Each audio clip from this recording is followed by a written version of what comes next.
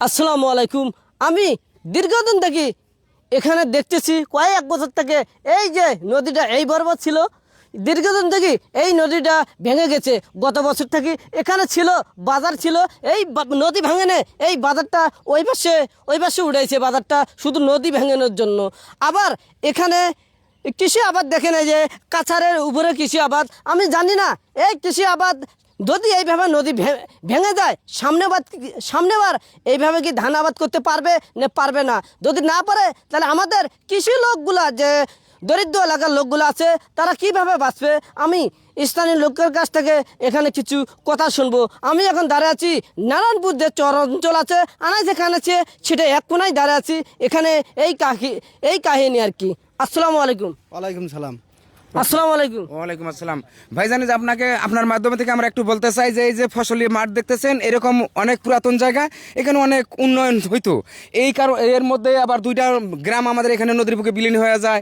এখানে একটা বাজার ছিল, বাজারটা বিলীন হওয়ার পরে আমরা এখানে এনে বাজারটা গঠন করি, এটাও তো বহু হুমকির মুখে।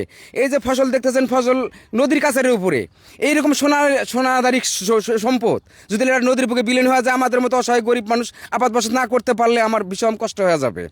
তাই তাজু ভাইয়ের মাধ্যমে আমরা প্রধানমন্ত্রী নতুন সরকারের কাছে আবেদন করতে চাই, নদীটা যদি কিছু একটু মেরামত করে একটু নজর দেয় তাহলে আমরা এই নদীর কবল থেকে রেহাই পাবো।